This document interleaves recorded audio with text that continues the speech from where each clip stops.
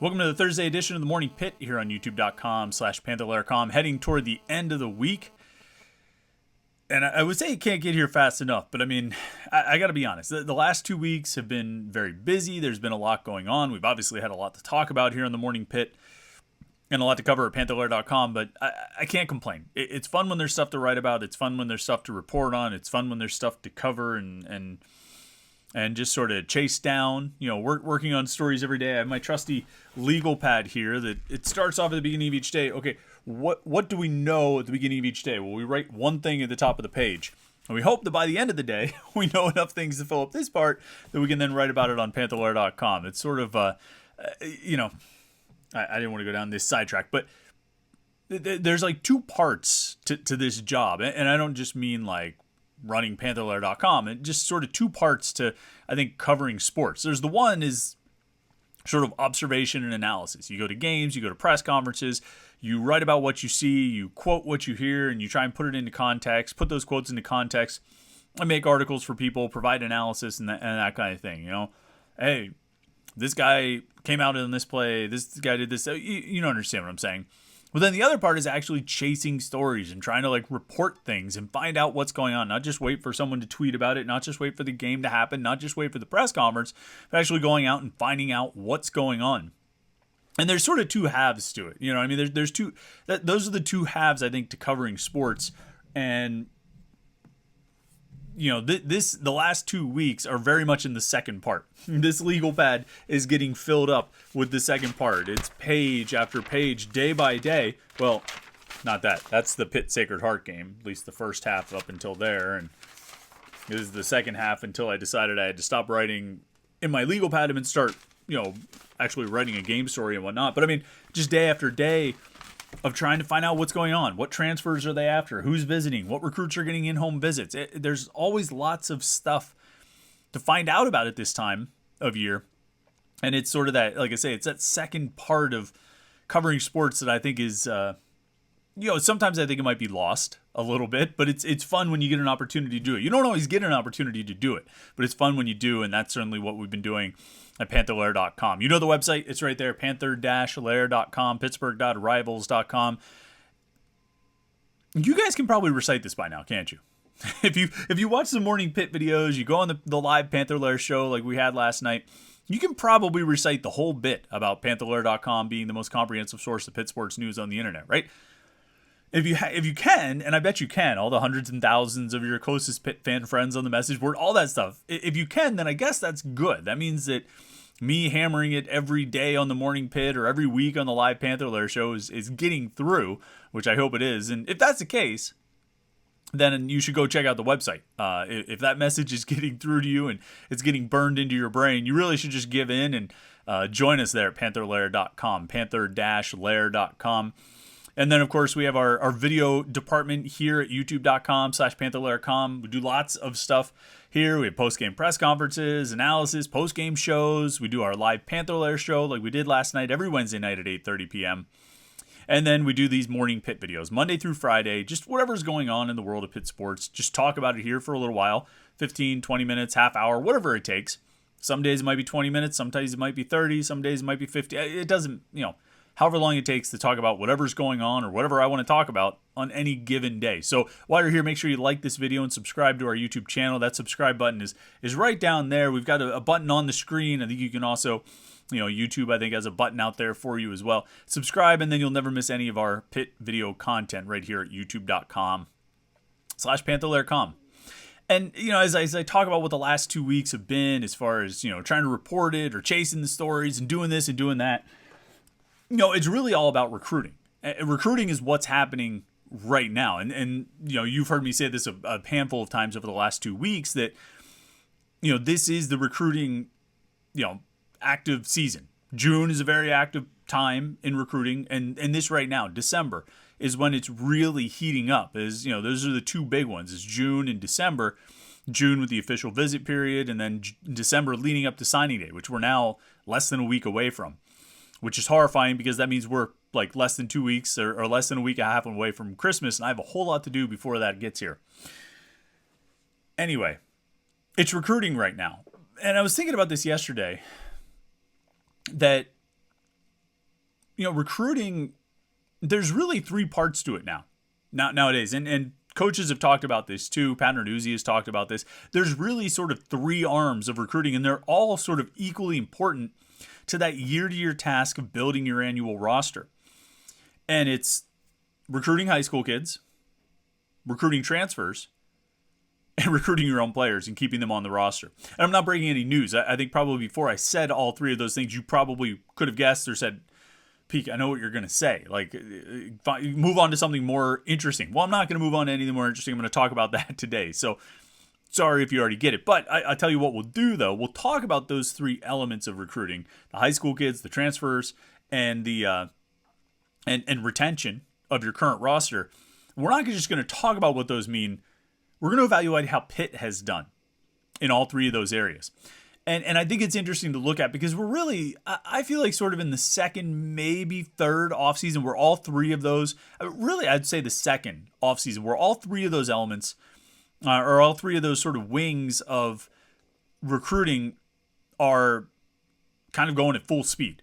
Where you really, and this, I feel like last year was the first year that it really started with the advent of the transfer portal and the advent of NIL. And it just opened the floodgates of transfers and guys going.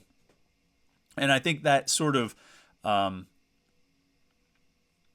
it put all three together. There was always high school recruiting. That was always a big part of what was going on in December. Slowly but surely, the transfers grew up to be sort of that extra part, almost on an equal footing. And now I would say it is on an equal footing. Maybe not in numbers, but in terms of the effort and sort of the pressure on getting guys, as high school, the transfers is sort of almost equal to the high school wing. And then that third part coming together of the retention. And, right now coaches are doing all of those things all at once heading towards signing day. And the retention is important. And it's almost in some respects, it's more important than the recruiting, whether high school kids or transfers. But it has such an impact on how you recruit high school kids, and more importantly, transfers, because you need to know who you're going to have on your roster next season, because you need to go out and recruit transfers to fill in if there are spots you're going to need to be able to fill in. And so it all kind of works in concert. It all comes together. I sort of made the shape of a triangle, but it's really kind of all one big circle where one affects the other, and it all kind of runs around like that. In terms of high school recruiting, though, how has Pitt done, particularly in the last few years, but just sort of overall under Pat Narduzzi? Because there's three arms to this, three wings, three arms, three legs, three elements, three factors. I'm just going to keep switching around between those nouns. There's three parts to it. And I think when you look at the high school recruiting, overall, and I'm setting aside class rankings and stars right now because, quite frankly, they don't help my argument, so I'm just going to ignore them. I think overall, I think it's been a solid job. I think Narduzzi and his staff have done a solid job over the last few years. I think they've established a pretty solid floor for the program with the 8 wins this year, despite some serious issues that they had to overcome, some self-inflicted. Obviously coming off an ACC championship last year, winning the Coastal in 2018. So you get, 2 division titles in 4 years and a conference championship. The only team from the Coastal to win the conference championship since the league expanded. I think those are legitimate accomplishments. You know what I mean? Like tangible accomplishments. And if you want to say, well, it's because you had a generational quarterback. Yeah, that helps. It helps if you're able to recruit and develop and retain a generational quarterback. Yes, that will give you a better chance of success. And I don't see how that really serves as an indictment on Pat Narduzzi. Well, he could only win when he had a generational quarterback and a Biletnikoff Award winner at receiver. Yeah, that's what you should do when you have that caliber of player. And usually if you're going to win at a high level, if you're going to win 11 games in a season, or you're going to win an ACC championship, you're going to need some guys at that level. And so I don't know why sometimes there's an instinct to hold that against the staff. They recruited Kenny Pickett and developed him. They recruited Jordan Addison and to some extent developed him, although he had great natural talent to begin with. But I think they've done a good job overall with recruiting. I think they've recruited a very solid foundation. I don't think they've, I feel like compared to Narduzzi's predecessors, they've taken fewer questionable players. You know, I mean, I think they've taken fewer flyers on players. I think they've raised sort of the floor of the bottom of the class, so to speak. I think in terms of the caliber of players that they brought in. Now, not everybody's a hit. Not everybody's going to be a hit. And that's the case whether you're recruiting at Pitt or you're recruiting at Boston College or you're recruiting at Ohio State or you're recruiting at take your pick, Alabama or someplace. You're always going to have guys that don't pan out because it's not just about physical skills. It's about development. It's about maturity. It's about handling the college experience, both in football stuff and also in the classroom, and just adapting to life on your own. There are a lot of people who are not college football players who struggle with making that adaptation. And certainly where there's even more pressure on you, even if there's more oversight, it can be even more challenging, I think, as a student athlete to maintain that focus and discipline to live on your own and still do all the things you need to get done. But I think they've done a good job raising that level. Here's the thing that's missing from Pitt recruiting. And I probably could do a whole episode on this alone, but I'm going to jam it into an episode with two other topics. You know, this three-piece look at recruiting in 2022. The thing that's really missing in Pitt recruiting is that really high-end prospect, those top-end guys. And you don't need a class. I mean, you'd love to have a class full of them. You don't need a class full of them. You just need a couple each year who can come in and just raise the ceiling. I think they've raised the floor. But to consistently raise the ceiling of the program on a year-to-year basis in terms of results, you need to raise the ceiling of the prospects you're bringing in. Keep getting guys like Jared Wayne. You know, keep getting guys... think of another good example. I mean, like some of the offensive linemen, right? Like Gabe Hoy and Matt Gonsalves and Carter Warren. Keep getting guys like that. Jake Cradle. Keep getting those D tackles. There's Devin Danielson on the screen right there, and David Green, Tyler Bentley. These are solid guys. Even keep getting like Brandon Hill, Marquez Williams. A lot of really solid players that if they do what they're coached to do, they play in the system. Eric Hallett there on the screen. We just keep running through the slideshow of guys that fit perfectly with what we're talking about because they're the guys who contribute to the success Pitt has been having. But keep getting guys who are good athletes, who are solid players, who fit the system, and they do what they're coached to do. And you should be able to get that floor of the ceiling or floor of the program at 8 wins every year. You should be a pretty solid program. But if you want to raise the ceiling, if you want to push through to a level above where you've been, and you've been in a solid spot, but if you want to push through to a level above that, it takes some of that high-end talent, like Hakeem Williams, who they were going after this year. Players like that. Some of the guys that they've gotten to visit over the last couple of years, but haven't necessarily been able to land. And they've had excellent players. They've had outstanding players. I mean, you look at Patrick Jones and Rashad Weaver becoming All-Americans. You know what I mean? Jordan Addison, obviously, outstanding player. Kenny Pickett in his final year, outstanding player. Izzy Abanikanda had a great year this year. That's good, but you need even a level higher. Not necessarily a level higher than a Heisman finalist and a Biletnikoff Award winner, but you need to every year bring in one or two guys that are just a step above what you've been bringing in. Because if you keep those raised floor guys, those guys that are going to reliably get you to 8 wins with a chance to win more every season, and then you top it off with some of those high-end guys, 1 or 2 every year, then you have a real chance at really kind of pushing your program closer to that top tier of the sport. And so I think that's the thing that they're really missing. And I'm not sure what elements or what components they need to get there. If it's better recruiters, if it's more competitive NIL packages, if it's, that's kind of the two things right now. Success on the field. I think you would like to have that and be able to parlay it into a recruiting bump, that elusive recruiting bump that we talked about so much this offseason, which I actually think there was some of that recruiting bump. I think when you look at some of the commitments they got early on, you look at, Shelton Lewis, who's now committed to Clemson, Bryce Pollock, who decommitted and went to Mississippi State. I mean, those two guys, plus Jordan Bass and Shadarian Harrison, who are still committed to Pitt, those are, rankings aside, those 4, I think, are of a pretty high caliber of player. Are they that top-end prospect that I'm talking about? If they're not, they're really close. I mean, they are right on the border with it, and I think they're a higher end prospect than a lot of the guys that Pitt has signed in recent years. Again, star rankings be damned. And of course, it's it's not worth much when you're unable to hold on to two of those four guys. But there was, I think, some bump and some momentum coming out of the ACC championship season to get those guys on board, from the jump, just to begin with. Next step is to hold on to them, and there's a lot of elements that go into holding on to guys like that. To some extent, you're always going to struggle.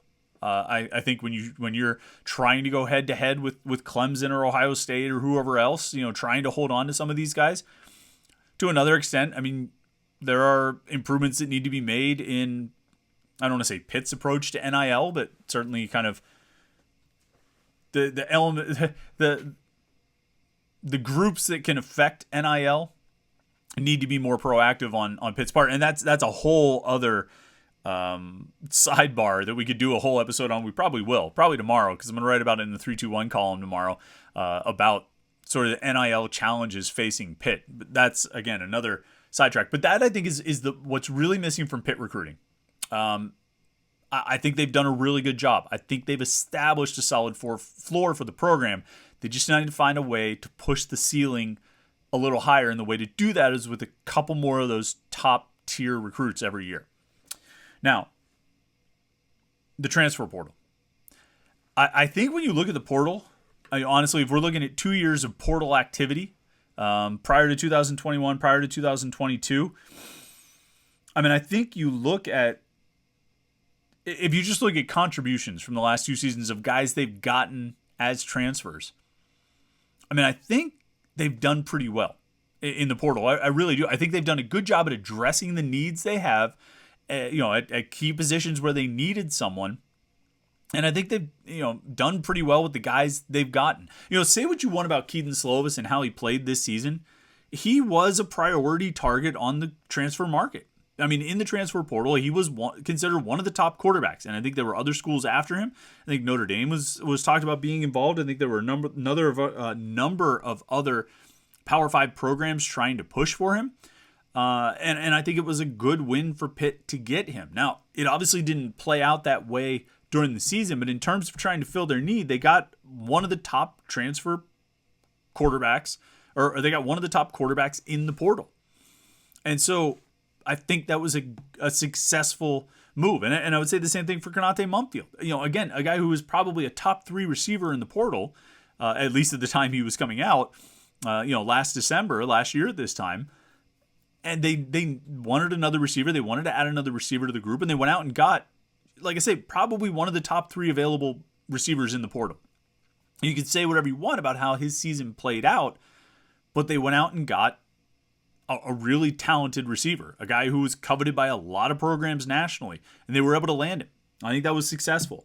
I look at other guys like Shane Simon, I think was a really good land. Tyler Wiltz was a really good addition. 2 guys at outside linebacker when they needed linebackers, and they got 2 veteran experienced players who came in and I think played pretty well for them this season. Bub Means, you can say what you want about his season, but it was, I think it was another situation where they wanted to add some depth, and so they found a receiver with, I think, some of the, at least some of the profile you'd be looking for in a guy that you would at least take a flyer on with his size and kind of ability to get downfield and make plays. And you look at last year, some of the key guys that helped last season lead to the ACC championship game, and you look at John Patrician with like 70-some tackles and 8.5 tackles for loss and 4.5 sacks and 3 interceptions, something like that. And I know those stats off the top of my head because somebody, I forget who it was, hopefully you're watching again today, when I was talking about Patrician a day or two ago, gave me grief for saying that he had a great career at Pitt. He had a great season at Pitt in 2021, and so maybe I will amend that from a great career at Pitt to a great year at Pitt. How about that? MJ Devonshire came via the transfer portal, and I think was okay in 21, but was really good this past season. Marcus Minor came in as a transfer, and that's a reliable starter, 26-game starter. I think he's played every game. I don't think he's missed much over the years. And then even if you go back to 2020, they added DJ Turner as a transfer. He's ended up being the leader in all-purpose yards that year. And so I think they've done a good job at addressing needs through the transfer portal, bringing in guys who could help. They've had a few guys who missed. There was that offensive tackle from Hampton who didn't really pan out. They had another offensive lineman from Texas who didn't really do anything. That was like 2017, though. That might have been pre-portal. But I think they've done a good job filling the needs with good players. And again, even if Slovis didn't work out, even if Mumfield didn't produce at the level that he did at Akron, you still got one of the top quarterbacks available quarterbacks in the portal and one of the top available receivers in the portal. So then there's the final component, and it's the player retention. And look, I think right off the bat, you say, how good are they at retaining the players? Well, you give them a poor grade because they lost Jordan Addison. That's really the biggest one. But when you look at 17 players leaving via the transfer portal last season, or leaving at least attempting to transfer, I think at least one of those 17 didn't find a home.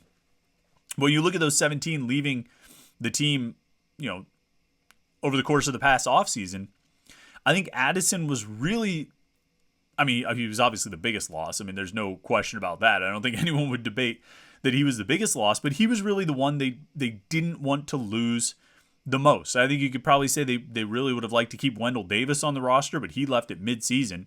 And so it was hard to work on retention in that case. They probably would have liked Davis Bevel to stick around just to provide another backup arm out there. He left after spring camp. But Addison was probably the one that they worked the hardest on, that they tried the most to retain, and ultimately failed to do so. The year before, or this year, I guess, if you come forward to this year, if we just talk about the last 2 years, last offseason and the current offseason, as far as, when it's really become, I think the offseason, at least part of your offseason is spent trying to retain players. This year, I think they wanted Kedon Slovis to stay. I think Pat Narduzzi tried to convince Kedon Slovis to stay, but the decision was already made up, and it was pretty much a phone call from what I've heard, so there wasn't a whole lot that could be done in terms of swaying his decision, which was already made by the time he got on the phone with Narduzzi, that he was going to go into the portal. And so I think they wanted him to stay. I think Pat Narduzzi wanted Kedon Slovis to be the quarterback for another season here. And that might have, may or may not have changed how they approached the transfer portal. Frank Cignetti might have still pushed for Pitt to land Phil Dracovic as a transfer from Boston College. But I think it would have been interesting to see how things play out. But there haven't been any yet where you say, boy, that was a guy that Pitt really wanted to maintain and hold on to, that they really wanted to keep on the roster, and they just couldn't do it. Now, there's still plenty of time. At this point, a year ago, we were still, 5 months away from Jordan Addison deciding to transfer. So it's, anything is still possible. There's a lot that can happen out there, and between now and I guess May 1st would be the deadline for guys who want to play in the fall. But as it looks right now, they've done a decent job holding on to guys. We'll see what kind of announcements get made between now and the Sun Bowl. We'll see what kind of announcements get made in the aftermath of the Sun Bowl. I think, that could be a period of movement as well. But on the whole, I think Pat Narduzzi's done a pretty decent job of holding the team together, keeping guys that he wants to keep. And again, we're looking at 1 year last year. And so far this year, it'll be something that we evaluate more over the course of the next couple seasons when you have like a 3 or 4 or 5 year sample size. But so far, I think there are positive returns, early returns on how Narduzzi has done with player retention. So I think that part's going to get more challenging. I guess I should also say that. I think over the next couple of years, it's going to get more challenging. You're going to want to be able to rely on culture and hoping that keeps guys together because the locker room is good, but you're also NIL is going to loom large. You're going to have to use NIL funds to keep guys on the roster. And so trying to figure out which funds go to high school recruits, which ones go to transfers, which ones go to player, retention. And quite frankly, I would probably go with the most on the retention. Probably the second most on the transfers and the third most on the high school recruits. That's probably how I would approach it. Depending on the guy, it wouldn't be a blanket rule like that, but that's probably how I would approach it if I was, operating a collective, or if I was a Pitt coach who was trying to, leverage NIL, NIL deals and funds to try and build a roster and then keep that roster together. So that's the three sides of recruiting. That's sort of how I see Pitt having done so far. I'd like to hear your thoughts. Share them on the message boards at Panther-Lair.com or in the comments here on YouTube or on Twitter. You can tweet at me and tell me how wrong I am about all of it. But that's sort of how I see Pitt's roster management right now, with the three sort of elements that go into it every offseason. And this is what it's going to be every offseason. The coaches are going to have to go through all three of trying to add high school players, add transfers at key positions where they have holes, and retain the players on the current roster to keep from getting more holes in the roster, more holes that you need to fill. So that's what I see right now, but we'll see if the landscape changes. I think this is what it'll be for a few years, at least until the rules change again regarding transfers or NIL. Either way, we are almost at the end of the week. I appreciate you watching the Morning Pit all week this week. Tomorrow we'll have more looks at the transfer portal and the NIL deals. Maybe we'll talk about Pitt's NIL challenges. And then, of course, we'll get you ready for the big official visit weekend, the final official visit weekend before signing day. Pitt will have some kids on campus, high school recruits and transfers. We'll be writing about those on Panther-Lair.com for sure. We'll talk about some of it on the Morning Pit. But if you want to make sure you stay up to date on all of the news, Panther-Lair.com, Pittsburgh.rivals.com. That's the place to go to read all the info, read the message boards, talk about it all day, every day. It's been real busy over the last 2 weeks, as you would expect. It's been a lot of fun, too. So thanks for tuning in to this Morning Pit. While you're here, like the video and subscribe to our YouTube channel. And have a great Thursday. We'll talk to you again tomorrow morning for the final Morning Pit of the week right here on youtube.com/Panther-Lair.com.